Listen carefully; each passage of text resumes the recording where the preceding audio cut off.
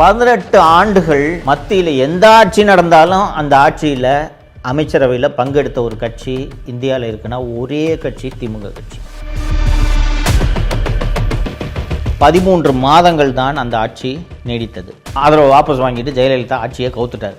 அந்த ஆட்சி கவிழ்த்த போது நாங்கள் தரவங்க ஆதரவுன்ட்டு ஓடோடி சென்று ஆதரவு அளித்த கட்சி எந்த கட்சி தெரியுமா? திமுக.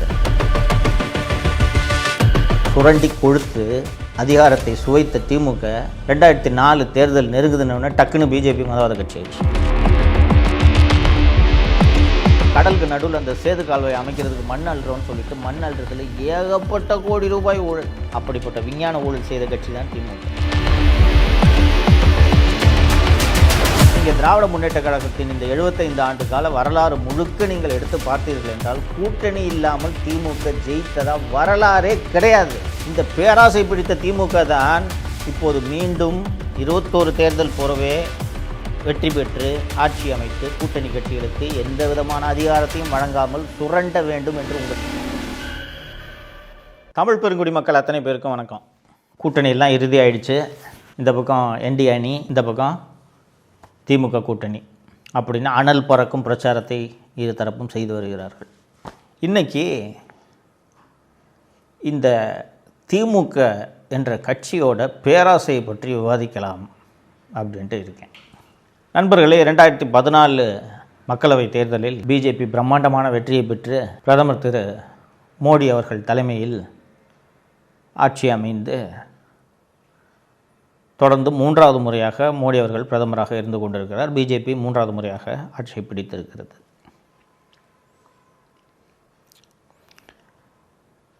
(2004) மற்றும் 2009 ஆகிய மக்களவை தேர்தல்களில் காங்கிரஸ் மற்றும் கூட்டணி கட்சிகள் வெற்றி பெற்று கூட்டணி ஆட்சி இருந்தது. திரு மன்மோகன் சிங் அவர்கள் பிரதமராக இருந்தார் என்பதெல்லாம் உங்களுக்கு தெரியும். தோழர்களே, 18 ஆண்டுகள் மத்தியில் எந்த ஆட்சி நடந்தாலும் அந்த ஆட்சியில் அமைச்சரவையில் பங்கெடுத்த ஒரு கட்சி இந்தியாவில் இருக்குன்னா ஒரே கட்சி திமுக கட்சி. அது எப்படிங்க எந்த ஆட்சி நடந்தாலும் அந்த ஆட்சி அமைச்சரவையில் பங்கெடுக்க முடியும் அப்படின்ட்டு நீங்கள் கேட்கலாம். அதுதான் திமுக. விபி சிங் பிரதமராக இருந்ததிலிருந்து அதற்கு பிறகு தேவகவுடா, ஐகே குஜ்ரால், அதற்கு பிறகு 99 வாஜ்பாய் ஆட்சி, அதற்கு பிறகு 2004 காங்கிரஸ் கூட்டணி, 9 காங்கிரஸ் கூட்டணி. தொடர்ந்து இந்த அத்தனை ஆட்சிகளிலும் திமுக அமைச்சரவையில் பங்கு வகித்தது. 3வது முறையாக பிஜேபி ஆட்சியை பிடித்து இன்றைக்கி ஆட்சி நடத்தி கொண்டிருக்கிறது என்று நான் சொன்னேன். காங்கிரஸ் கட்சி கிட்டத்தட்ட தேர்தல் இனிமேல் ஜெயிக்குமான்ற அளவுக்கு பலவீனமான ஒரு நிலையில் இருக்கிறது. இதற்கு முக்கியமான காரணம் திமுக என்பதை நீங்கள் நன்றாக யோசித்து பார்த்தீர்கள் என்றால் புரியும். ஸோ இந்த தொடர்ந்து எல்லா கூட்டணி ஆட்சியிலையும் அமைச்சரவையில் பங்கு வகித்தார்கள் என்று நான் சொன்னேன் அல்லவா. இன்றைக்கி இந்த சட்டப்பேரவை தேர்தலில் திமுக வைக்கக்கூடிய பிரதான முழக்கமே பாசிச பாஜக உள்ளே வந்துடும், பாஜக வளரக்கூடாது, பாஜக மதவாத கட்சி அப்படின்ற பிரச்சாரத்தை தான் மு.க. ஸ்டாலினும் திமுக தலைவர்களும் முன்னெடுக்கிறார்கள். 1998 அதிமுக ஆதரவோடு திரு வாஜ்பாய் அவர்கள் பிரதமரானார். 13 மாதங்கள் தான் அந்த ஆட்சி நீடித்தது. ஆதரவு வாபஸ் வாங்கிட்டு ஜெயலலிதா ஆட்சியை கவுத்துட்டார். அந்த ஆட்சியை கவிழ்த்த போது அப்போது காங்கிரஸ் கூட்டணியில் திமுக இருக்குது. அந்த ஆட்சியை கவிழ்த்த போது ஏடிஎம்கே ஆதரவு வாபஸ் வாங்கினா என்ன, நாங்கள் தரவங்க ஆதரவுன்ட்டு ஓடோடி சென்று ஆதரவு அளித்த கட்சி எந்த கட்சி தெரியுமா? திமுக. அதற்கு பிறகு 99 மீண்டும் நடந்த பொது தேர்தலில் பிஜேபி பெரும்பான்மை கிடைக்காமல் திரு வாஜ்பாய் அவர்கள் மீண்டும் பிரதமராகிறார்.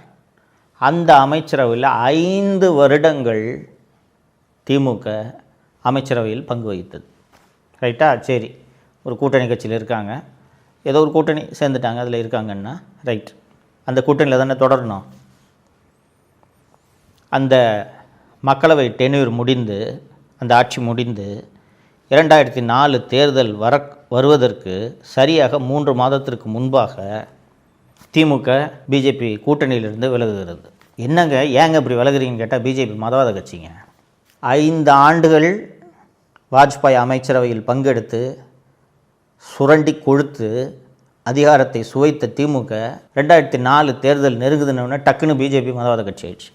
இன்றைக்கி அதிமுகவை போயும் பிஜேபியோட கூட்டணி வைத்திருக்கிறீர்களே, மதவாத கட்சியோட கூட்டணி வைத்திருக்கிறீர்களே அப்படின்ட்டு விமர்சனம் பண்ணுறாங்களே. இவங்க கடந்த காலத்தில் பிஜேபியோட கூட்டணி வைக்கவில்லையா? அப்போது 2004 காங்கிரஸ் கூட்டணி ஆட்சி அமைக்கிறது. மன்மோகன் சிங் பிரதமர் ஆகிறார். திமுகவிலிருந்து டிஆர் பாலு, ஆர் ராசா உள்ளிட்டோர் கேபினெட் அமைச்சராகிறார்கள். தயாநிதி மாறன் உள்ளிட்டோர் கேபினெட் அமைச்சராகிறார்கள். ஆர் ராசாவுக்கு தொலைத்தொடர்பு துறை ஒதுக்கப்படுகிறது. டிஆர்பி ராஜாவுக்கு கப்பல் மற்றும் தரைவழி போக்குவரத்து துறை ஒதுக்கப்படுகிறது. எந்த அளவுக்கு இந்த திமுக பேராசை புற்ற கட்சின்றதை நீங்கள் பார்க்கணும். தெலுங்கானா ராஷ்ட்ரிய சமிதி கட்சியின் தலைவராக இருக்கக்கூடிய திரு சந்திரசேகர் ராவ் அப்போது காங்கிரஸ் கூட்டணியில் இருக்கிறார். எல்லாருக்கும் கூட்டணி அமைச்சரவைன்றதுனால எல்லாருக்கும் மந்திரி பதவி கொடுக்கணும்ல. அதுபோல் திரு சந்திரசேகர் ராவ் அவர்களுக்கும் ஒரு அமைச்சர் பதவி கொடுக்க வேண்டும் என்பதற்காக அவருக்கு தரைவழி போக்குவரத்து மற்றும் கப்பல் போக்குவரத்து துறையை அப்போது இருந்த காங்கிரஸ் அரசு மன்மோகன் சிங் ஒதுக்குகிறார். எங்களுக்கு சொன்னபடி நாங்கள் கேட்ட துறை கொடுக்கல, கப்பல் மற்றும் தரைவழி போக்குவரத்து துறை எங்களுக்கு தான் தர்றேன்னு சொன்னாங்க, கொடுக்காமல் சந்திரசேகர் ராவ் கொடுக்குறேன்ட்டாங்கன்ட்டு பதவியேற்பு விழாவை புறக்கணித்து விட்டு திமுக எம்பிக்கள் அத்தனை பேரையும் கூப்பிட்டுட்டு கருணாநிதி மெட்ராஸ் வந்துட்டாருங்க, தெரியுங்களா?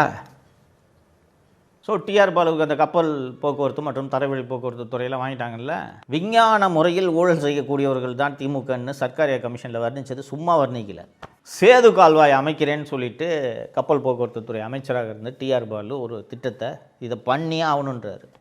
திமுக எம்பிக்கள் ஆதரவில் தான் மன்மோகன் சிங் அரசு நடக்குதுன்ட்டு நான் சொல்லியிருந்தேன். வேறு வழி இல்லை, கூட்டணி கட்சி கேட்குறாங்க, என்ன பண்ணுறதுன்னு சரின்னு அந்த திட்டத்துக்கு ஒப்புதலாம் அளிச்சிட்டாங்க. கடலுக்கு நடுவில் அந்த சேது கால்வாய் அமைக்கிறதுக்கு மண் அள்ளுறோன்னு சொல்லிட்டு மண் அள்ளுறதுல ஏகப்பட்ட கோடி ரூபாய் ஊழல். இன்னொன்று, கடலில் இவங்க மண் அள்ளினாங்களா இல்லையான்ட்டு எப்படி கண்டுபிடிப்பீங்க? அப்படிப்பட்ட விஞ்ஞான ஊழல் செய்த கட்சி தான் திமுக. இது இந்த சேது கால்வாய் ஊழலில் சொன்னேன். அதற்கு பிறகு 1,76,000 கோடி ரூபாய் ஊழல் என்று 2G ஊழல் மிகப்பெரிய ஊழலாக வெடித்து இன்று வரை விவாதிக்கப்பட்டு கொண்டிருக்கிறதே, அந்த 2G ஊழலை செய்தது திமுகவின் ஆர் ராசா. பின்னாளில் அவர்கள் ஆதாரங்கள் இல்லாமல் நீதிமன்றங்களால் விடுவிக்கப்பட்டார்கள் என்பது வேறு விஷயம். ஆனால் ஊழல் நடந்தது என்பது உண்மை.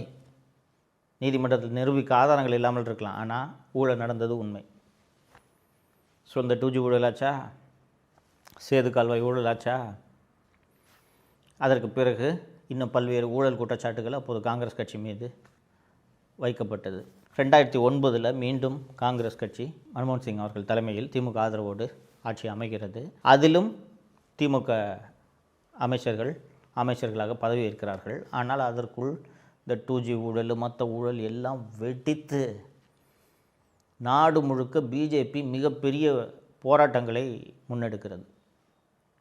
அண்ணா ஹசாரே தலைமையில் டெல்லியில் போராட்டம், உண்ணாவிரதம். அப்போது தான் கேஜ்ரிவால் என்ற அரசியல்வாதி எல்லாம் உருவாகிறார். மிகப்பெரிய போராட்டங்கள் வெடிக்கின்றன.